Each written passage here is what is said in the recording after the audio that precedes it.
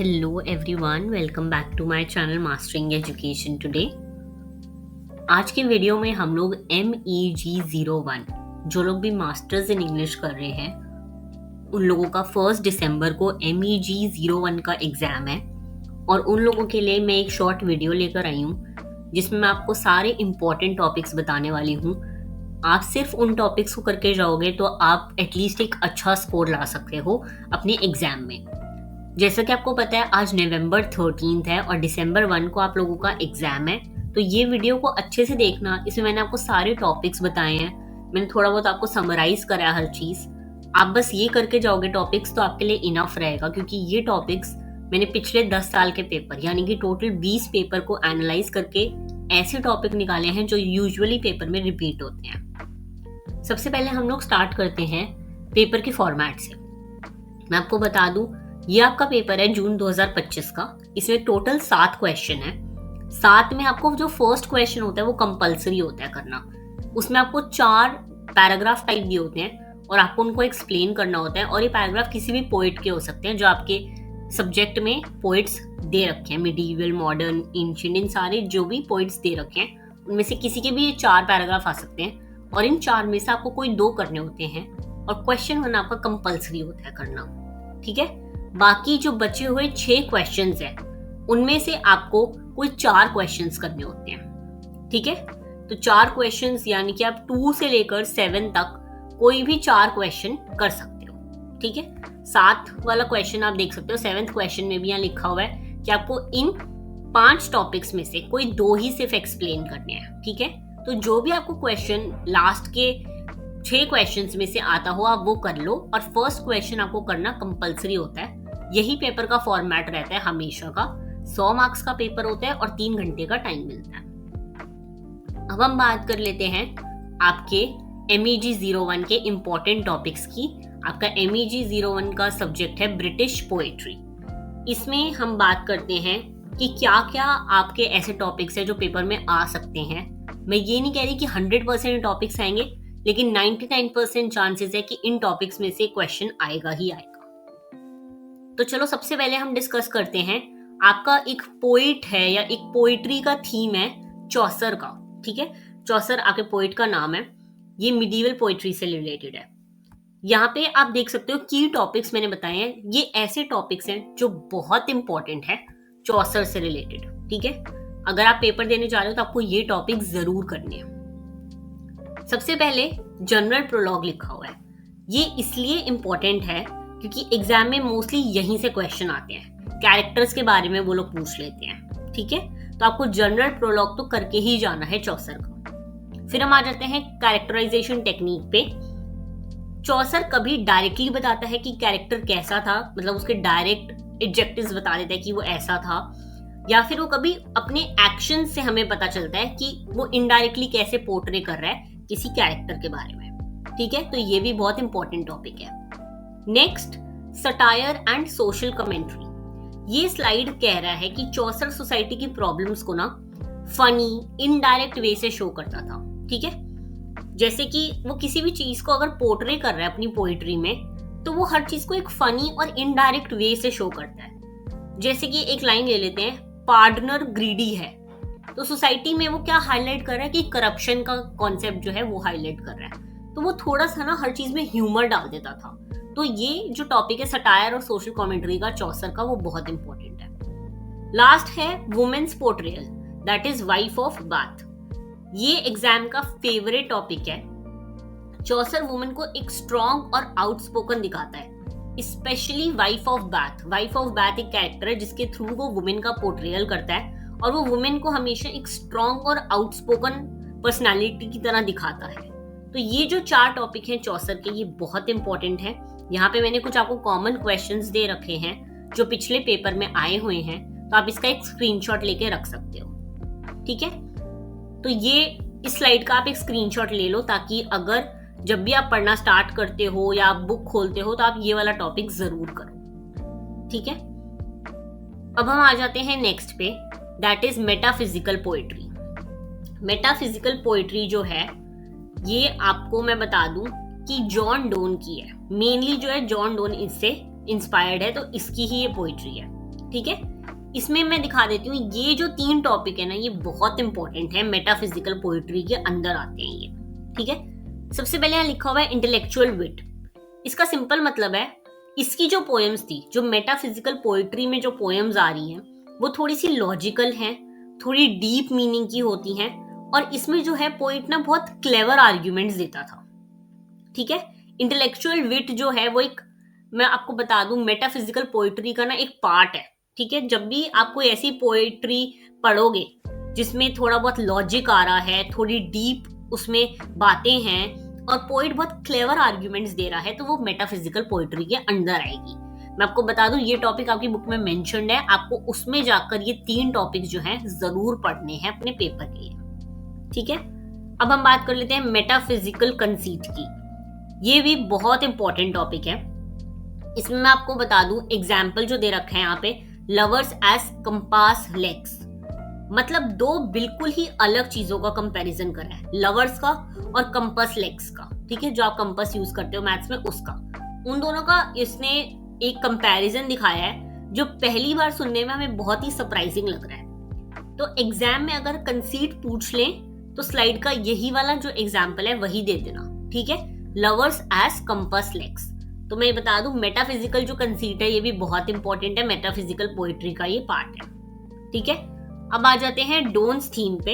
ये गिवन है, यहाँ पे बहुत इंपॉर्टेंट है क्योंकि हम जॉन डोन की ही बात कर रहे हैं। इसमें जो आती हैं चीजें, इसकी थीम से रिलेटेड जो आती हैं, वो आती हैं love, death, spirituality, body soul conflict. Exam में यूजुअली इन थीम्स को ही एक्सप्लेन करने के लिए बोलते हैं वो लोग। ठीक है, तो मैं आपको बता दूं कि आप लोग जब भी एग्जाम का प्रिपेयर कर रहे हो, तो मेटाफिजिकल पोएट्री के ये फीचर्स वगैरह हैं, जैसे मेटाफिजिकल पोएट्री में इंटेलेक्चुअल विट होता है, एक कंसीट होता है, और ये जो थीम्स हैं इनके अराउंड ही रिवॉल्व करती है मेटाफिजिकल पोएट्री।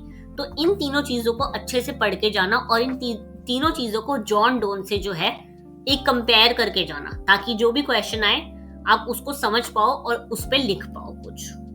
ठीक है, नेक्स्ट हम बात कर लेते हैं मिल्टन की। मिल्टन जो है, इसका बहुत इंपॉर्टेंट टॉपिक रेनेसेंस पोएट्री पे है। तो इसकी रेनेसेंस पोएट्री में जो चीजें आती हैं वो इसेंशियल वर्क्स और थीम्स, इन थीम्स पे क्वेश्चंस आते हैं। ठीक है, यहाँ पे मैंने आपको की क्वेश्चंस ऑलरेडी दे रखे हैं, आप इसका स्क्रीनशॉट ले लो। बाकी मैं आपको जो इसकी इसेंशियल वर्क्स और थीम्स है वो एक्सप्लेन कर देती हूँ। पहला पॉइंट है सोनेट्स का। स्लाइड के अकॉर्डिंग मिल्टन के सोनेट्स पर्सनल स्ट्रगल। ठीक है, कोई भी, मैं आपको बता दूं, मिल्टन एक पोएट है जिसकी रेनेसेंस पोएट्री थीम है। उसमें जो चीजें, फीचर्स जो रेनेसेंस पोएट्री के हैं वो यहाँ पे मैंने दे रखे हैं, जो बहुत इंपॉर्टेंट है। ठीक है, उसमें सबसे पहला फीचर है सोनेट का। सोनेट में क्या होता है कि पर्सनल स्ट्रगल्स जैसे ब्लाइंडनेस और फेथ को एक्सप्रेस करते हैं। ठीक है, दूसरा आ जाता है ल अलेग्रो एंड इल पंसेरेसो। ठीक है, इसमें क्या होता है, आप स्लाइड पर देख सकते हो कि इनको कंपेनियन पोएम कहा गया है। ल एलेग्रो का मतलब होता है हैप्पी चीयरफुल मूड, और इल पेंसरसो का मतलब होता है काम थॉटफुल मूड। ठीक है, ये दोनों मूड डिफरेंसेस हाईलाइट किए गए हैं, इसलिए एग्जाम में इनका कंपैरिजन आता है मिल्टन के अंडर। ठीक है, नेक्स्ट पॉइंट है रिलीजियस थीम्स। मिल्टन की प्यूरिटन वैल्यूज और स्पिरिचुअल वैल्यूज का स्ट्रगल दिखाता है रिलीजियस थीम। अब इसमें पोएटिक स्टाइल वगैरह वो लोग पूछ लेते हैं कि क्या पोएटिक स्टाइल यूज करा है मिल्टन ने, तो ये यहाँ पे आपको दे रखे हैं, आप इसका स्क्रीनशॉट ले लो और इसको अच्छे से पढ़ लेना पेपर के लिए। अब हम आ जाते हैं next, that is Wordsworth and romantic poetry. ये भी आपके पेपर के लिए बहुत इंपॉर्टेंट है। इसमें मैं आपको बता देती हूँ क्या वर्ड्सवर्थ ने चीजें अपनी जितनी भी पोएम्स थी उसमें फॉलो करी थी। पहला आ जाता है नेचर एज अ टीचर।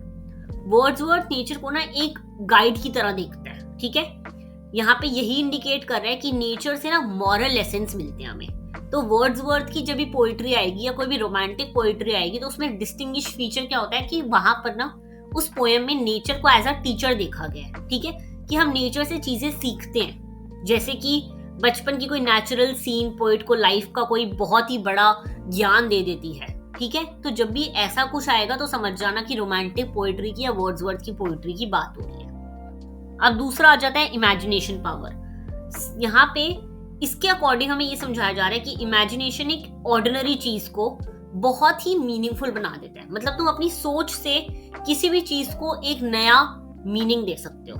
ठीक है, नेक्स्ट आ जाता है द प्रिल्यूड, जो एक पोएट के माइंड का ग्रोथ जर्नी शो करता है। ठीक है, कि कितना पोएट अपना चाइल्डहुड से लेके आगे तक उसकी क्या ग्रोथ रही है। अगर ये आए तो इसमें भी वर्ड्सवर्थ की बात हो रही है। ठीक है, रोमांटिक फिलॉसफी, जैसे कि कोई भी ऐसे इमोशन जो एक इंडिविजुअल एक्सपीरियंस करता है, बहुत साफ इमोशंस की बात हो तो वर्ड्सवर्थ के अंडर आएगा। ठीक है, एग्जाम एसेज में नेचर की फिलॉसफी, इमेजिनेशन और प्रिल्यूड पे क्वेश्चन आते हैं, तो इस चीज का ध्यान रखना। इसका भी एक स्क्रीनशॉट ले लो ताकि तुम्हें पता रहे कि क्या इंपॉर्टेंट टॉपिक है। ठीक है, नेक्स्ट हम बात कर लेते हैं टीएस एलियट एंड मॉडर्निज्म। अब हम इसमें टीएस एलियट की थीम्स देखेंगे कि क्या उसकी पोइट्री में थीम्स थी जो कि मॉडर्निज्म से रिलेटेड है।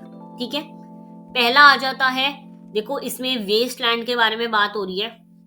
वेस्टलैंड मतलब कि कुछ कुछ ऐसी चीजें जो हुई थी हिस्ट्री में, जो अब जाकर एक आपके लिए एक सीन बन चुका है बहुत ही बड़ा, जैसे कि वर्ल्ड वॉर होना, बैंक करप्सी होना, कल्चरल डिके होना, ऐसी चीजें जो अब एक वेस्ट बन चुका है, उसको अगर पोर्ट्रे करा जा रहा है तो टीएस एलियट की बात हो रही है मॉडर्निज्म की। दूसरा आ जाता है फ्रेगमेंटेशन टेक्निक। ये जो है पोएम पीसेस में बनती हैं। ठीक है, इसमें मल्टीपल वॉइस होती हैं, मल्टीपल लोग बोल रहे होते हैं। अगर मैं इसका एग्जांपल दूं तो पोएम एक कॉन्टिन्यूअस कहानी नहीं बल्कि ब्रोकन सीन्स का कोलाज है। ठीक है, इसमें जब हम मॉडर्निज्म की थीम फॉलो करेंगे तो इसमें जो है फ्रेगमेंटेशन टेक्निक यूज हो रही है, यानी कि पोएम को एक कॉन्टिन्यूअस कहानी की तरह देखा जा रहा है, मल्टीपल लोग उसमें अपना योगदान दे रहे हैं। ठीक है, फिर आ जाता है डेंस सिंबोलिज्म, यानी कि ड्रॉट, वाटर, फर्टिलिटी, मिथ, ऐसी चीजें हाईलाइट की जाती हैं डेंस सिंबोलिज्म के थ्रू। ठीक है, ये मॉडर्निज्म का पार्ट होता है।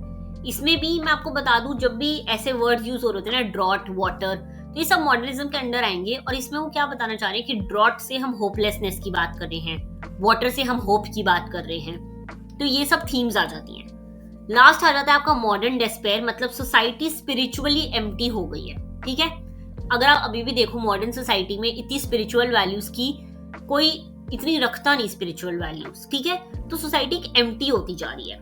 एग्जाम में यही क्वेश्चन आते हैं कि why is the Waste Land a modernist poem, तो यहाँ पे आपको जब भी ऐसा कोई क्वेश्चन आएगा तो ये वाला आंसर लिखना होता है। ठीक है, मैं आपको बता दूं, इसका भी एक स्क्रीनशॉट ले लो ताकि आप लोग पेपर के लिए जब पढ़ो तो आप सिर्फ इस स्लाइड से भी पढ़ के जा सकते हो।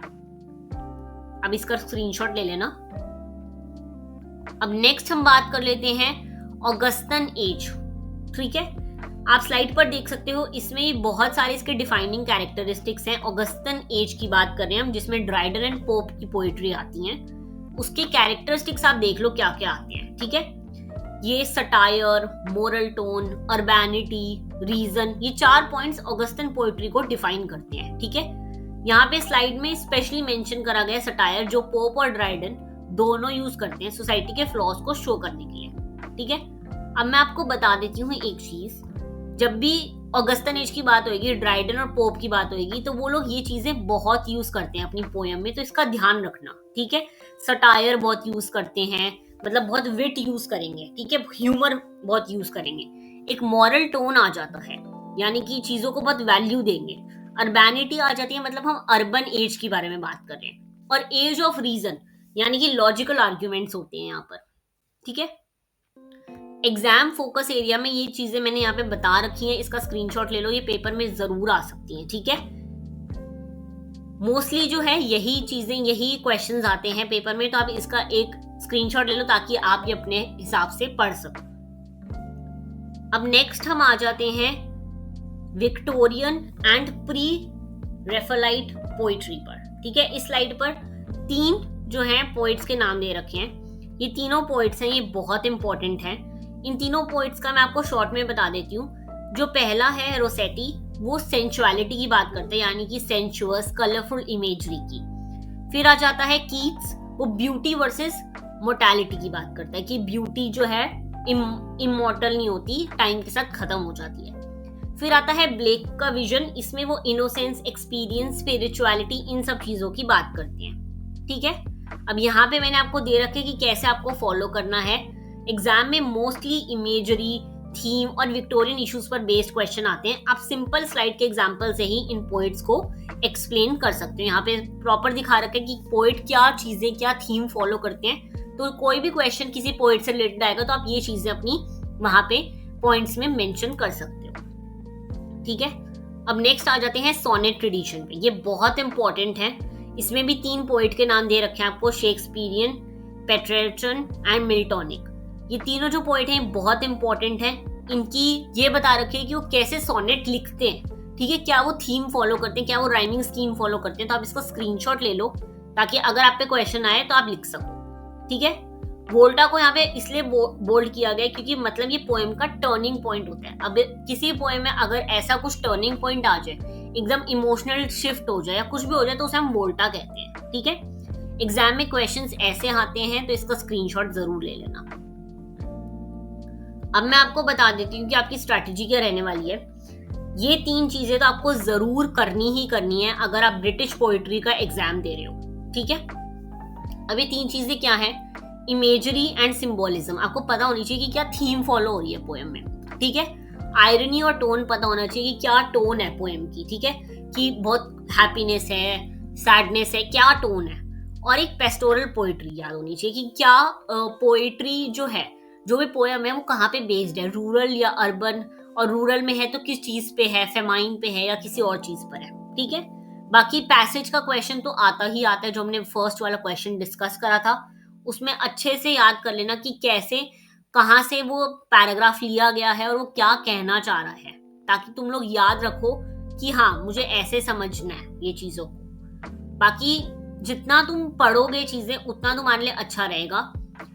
फाइनल प्रैक्टिस के लिए देखो, यही वाला जो मैंने पीडीएफ डाला है ये पीपीटी का, ये देख लेना। ठीक है, थोड़ा बहुत पेपर पिछले देख लेना, 10 साल के पेपर देखोगे इनफ होएगा।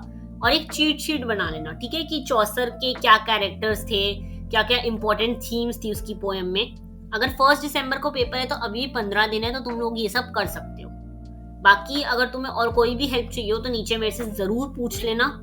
बट मैं तुम्हें बता दूं कि ये जो मैंने सारे टॉपिक्स बताएंगे बहुत इंपॉर्टेंट है। ठीक है, अभी भी तुम्हें कुछ लग रहा है कि तुम्हें नहीं आ रहा तो तुम लोग मेरे से पूछ सकते हो नीचे। बट मैं बता दूं कि ये बहुत इंपॉर्टेंट टॉपिक्स हैं और ये तुम्हें जरूर करके जाने हैं, चाहे जो भी हो। ये टॉपिक मत छोड़ के जाना। कोई और टॉपिक तुम छोड़ सकते हो, नो प्रॉब्लम, लेकिन ये टॉपिक्स अपने पेपर के लिए जरूर करके जाना। ठीक है, all the very best for your exams. कोई भी दिक्कत हो मेरे से पूछ लेना। थैंक यू सो मच और मिलते हैं नेक्स्ट वीडियो में।